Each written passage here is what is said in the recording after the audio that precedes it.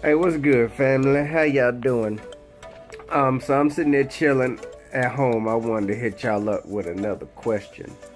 I tried to make this video yesterday, but I was stupid and accidentally deleted something, and I couldn't make it. So I just wanted to, lazy. So I'm gonna make it again today. So my question is, which do y'all want?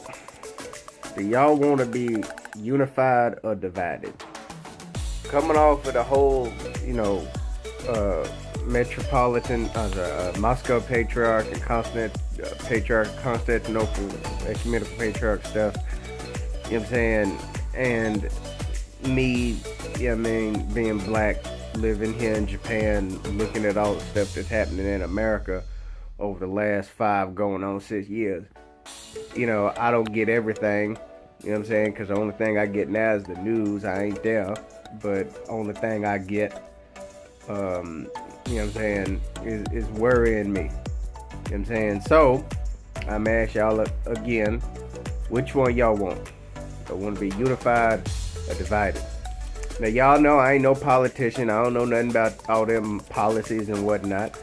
But what it does know is I know that the Lord God told me to love everybody and to be good to people and to shut the hell up and start fixing my damn self before I start trying to fix somebody else. You know what I'm saying? Didn't the Lord say, look at your own massive tree log in your eye before you look at a little speck of somebody else? Or didn't the Lord tell you to focus on the inner light that comes out of you instead of messing around with somebody else? Yeah, we got all these people running around, and it's been happening forever, since the time of the Lord, and it's going to continue until it come back. That all these, all these people going to sit there and look at what you done, or all the things you done said, and now we got, because of Twitter and everything, and the social media, they're going to go back, see what you said about 5-10 years back, and pull that up against you. And it ain't to fix nothing. You know what I'm saying? It ain't to heal nothing. It's to damage you. Like, even I did a little video a while back about that one, that lady that worked for I think it's like the New York Times or something now, right? And they found out how she was talking mad stuff about white folk back in the day.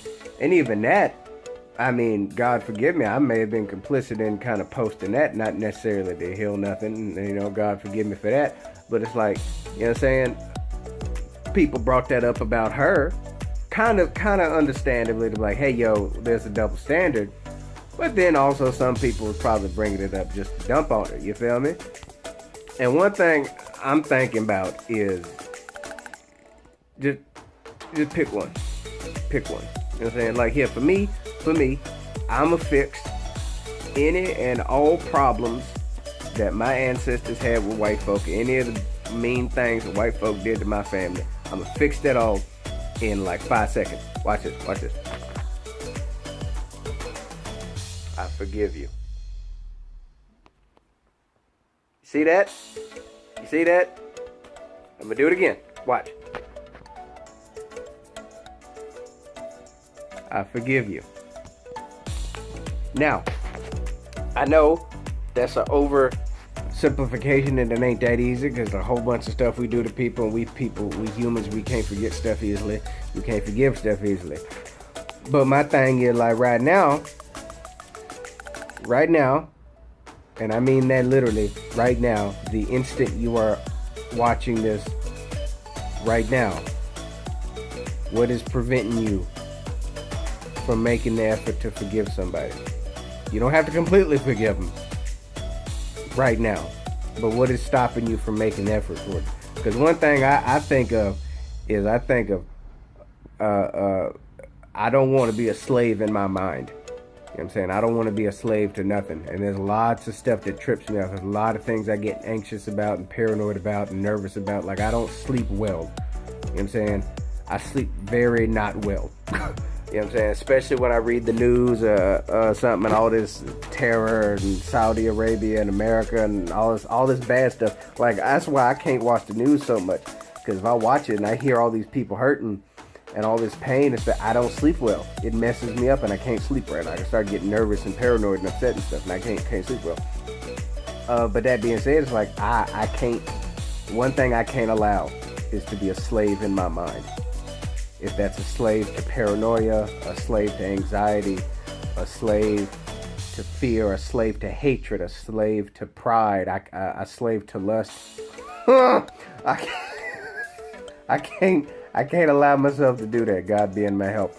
And I'm not saying I'm going to get rid of it. I'm not going to say I'm going to, boom, all my passions are gone. No. But what I am going to say is, God help me make the effort to walk in that direction, towards freedom. Christ being our help towards freedom of the mind. Because like even the Lord said it when he's like, if someone beckons you to walk a mile, go an extra mile. If someone hits you on the one cheek, turn the other cheek. I'm saying? It's like, it's from what I get from that. And if y'all are priests or something, y'all let me know, because y'all know I don't read. Y'all know I don't read. I don't like reading. I'm lazy. But y'all read, so y'all let me know if I'm wrong. And one thing I get from that is like, yo, you can do something to me, but I don't have to let you in here. You can do everything you want. I don't have to let you in here. You know what I'm saying? It's like having a waterproof heart. Like my heart or my soul is IP68 certified. I really want that new Galaxy S9, dude. I really want that. Anyway, so like, yo, you know what I'm saying? No. So I'm like, yo, no. And one more thing. What am I at? I'm almost at like 7 minutes. My bad. Y'all know I like rambling. One more thing I want to tell y'all with the whole racism stuff. My grandmama, my daddy's mama, my grandmama, her name, I ain't gonna tell you her name, but her name came from my great-great-grandmama's best friend. Justin, who cares? Hold on a second. My great-great-grandmama's best friend was a white lady. This white lady, her grandparents were slave owners. Say that again. My great-great-grandmama, her best friend was a white lady. That white lady, her grandparents, I think, parents or grandparents, were slave owners. Now, from what I know, from what I've heard, and the little research I've done on my family history, her grandparents, the white lady, they owned my great-great-grandmama's parents. Say that again. My great-great-grandmama's best friend was the granddaughter of the people that owned her parents. Right? From what I can tell. From what I know. At least they were slave owners, right? And they were so close that my grandmama, my daddy's mama, eventually took on that woman's name. My daddy met her too. I think my daddy met her a few times before she passed. The white lady. And my daddy said in the 95, 96 years that my great-great-grandmama was on this earth, out of all the things she's seen, out of all the many, many people she saw die, that my daddy knew, that was one of the few times she cried. That my daddy saw. It was one of the very few times he saw her cry. She outlived her first and second husband, outlived parents, outlived parents, brothers and sisters, I think children, grandchildren, and yeah, man, and all that, and that love that she had with her best friend, that closeness, between a black woman and a white woman, even way back then. So, I mean, if that could happen then, it's back in like the 30s and 40s and stuff like that. We can do better now. So I'm gonna try my best not to let nothing in here, but only let love out. God being our help. I love y'all. This video's during their 10 minutes now. I gotta go.